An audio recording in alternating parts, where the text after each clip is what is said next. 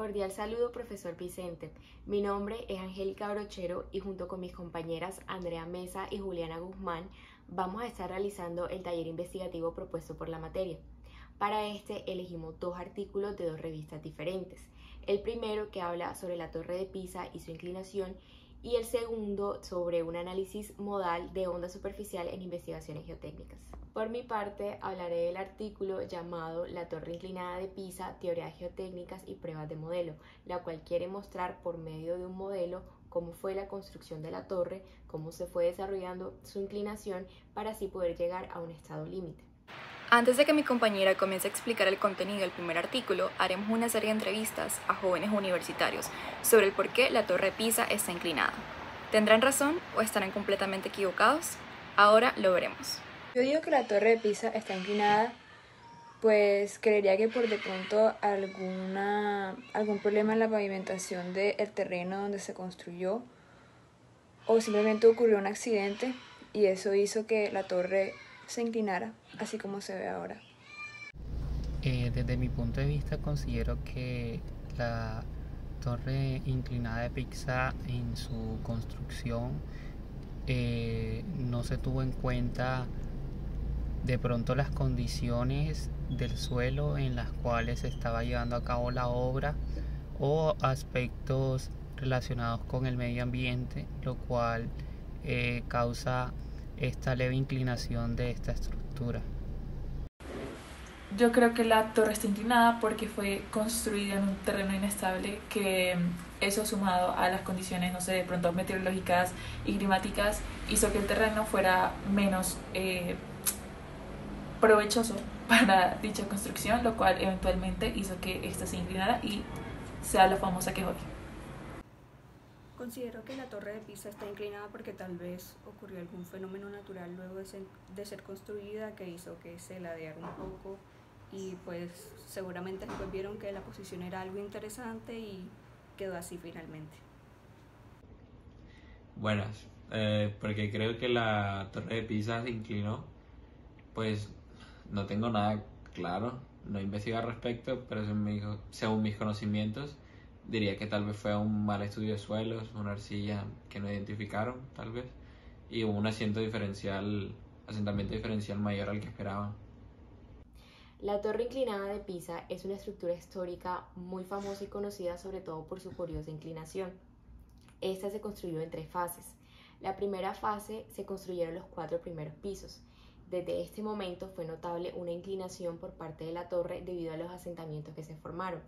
Sin embargo, debido a la guerra de esa época se tuvo que parar la construcción, lo que permitió que el suelo aumentara su resistencia y así cuando 100 años después se inició la segunda etapa de construcción se construyera sobre un suelo más estable. Esta segunda fase se construyó hasta el 7º piso. 90 años después se pudo terminar totalmente la torre. En la gráfica se puede observar cómo el ángulo de inclinación ha aumentado a lo largo de los años. Asimismo, en el artículo se mencionan que han intentado varias formas de poder solucionar esta problemática, pero no ha resultado. Por ejemplo, una de ellas fue inyectar cemento, pero esto lo que hizo fue que aumentó significativamente la inclinación de la torre. Ahora bien, el mayor problema que tuvieron fue que no conocían el tipo de suelo en el que estaban trabajando. Debajo de la torre habían estratos de suelos arcillosos, arenosos y limo-arenosos, siendo la arcilla la que domina en el comportamiento de la torre. También que el nivel freático solo se encuentra a 2 metros de profundidad. Este suelo, asumiendo una resistencia realista para las arcillas, solo es capaz de soportar la mitad del peso de la torre. Esta es una de las razones por las cuales la torre se está inclinando. El suelo no es capaz de resistirlo. Algunas mediciones importantes que menciona el artículo son 1. El ángulo de inclinación, el cual se puede apreciar en la imagen, la forma en la que lo miden y su valor que es de 5.4 grados y también que concluyen un asentamiento total para la torre de 4 metros. Para representar lo anteriormente mencionado, ellos decidieron hacer un modelo de la torre usando discos de 2 centímetros de ancho que en la parte de abajo estaban hechos de yeso y en la parte de arriba de madera. Esto lo hicieron con el fin de que el centro de gravedad fuera el mismo que el centro de gravedad de la torre. También usaron un suelo arcilloso en el cual iban a colocar los discos encima, y en las 4 esquinas colocaron medidores de asentamientos.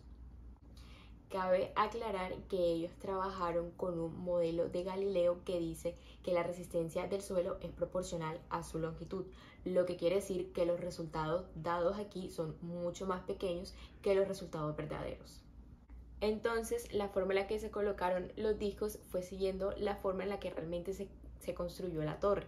Primero se colocaron 4 discos. Desde que estos se colocaron fue posible evidenciar la falla.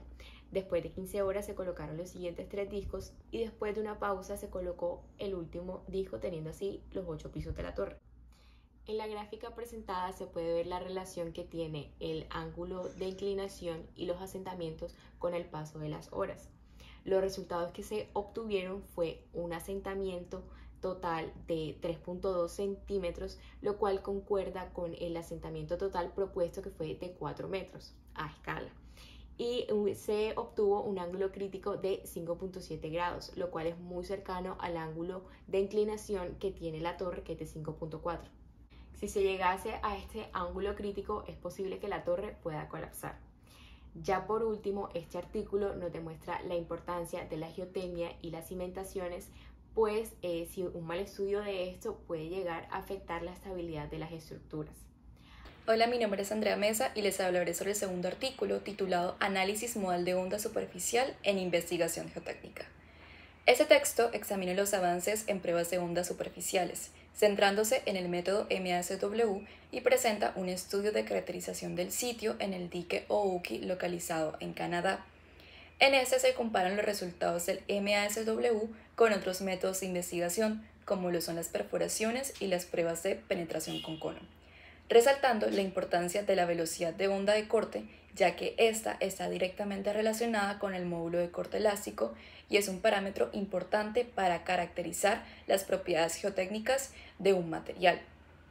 La determinación de esas velocidades de onda a través de perfiles se presenta como la vía más prometedora para investigaciones geotécnicas no intrusivas futuras que permitan una caracterización continua y detallada del suelo in situ, a pesar de que las pruebas de laboratorio y los métodos tradicionales como CPT y SPT sigan siendo los más comunes y principales dentro de las obras.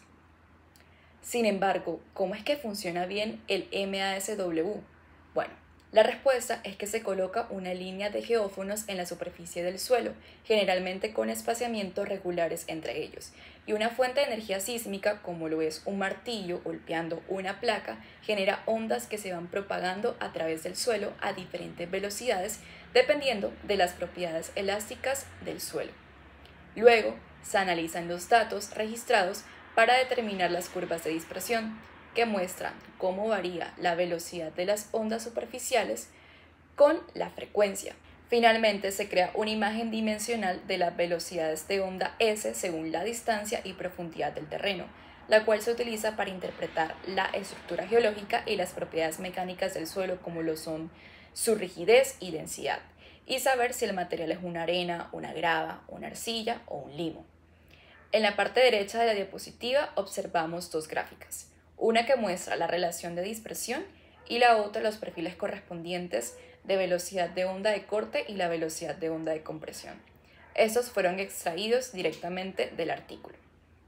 Ahora bien, este mismo procedimiento se ejecutó para el dique de Ouki, ubicado en las orillas del lago Kenogami en Ontario, Canadá, construido entre 1924 y 1925, en respuesta al aumento del nivel del embalse de Kenogami. El dique de Ouki fue sometido a un estudio de viabilidad en el 2002 debido a preocupaciones sobre su estabilidad y capacidad, después de que fuertes lluvias causaran inundaciones devastadoras, daños materiales considerables y el desbordamiento no controlado de varios embalses en la región de Saguenay en 1996.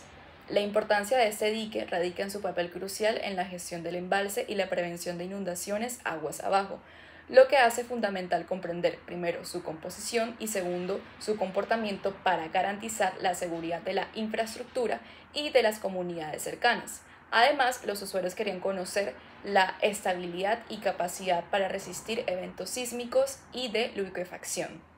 En la figura número 6 se muestran las líneas de MASW y los puntos exactos donde se perforaron y extrajeron muestras del suelo para CPT y SPT, respectivamente. Mi nombre es Juliana Guzmán y yo voy a estar hablándoles sobre los resultados obtenidos y las conclusiones.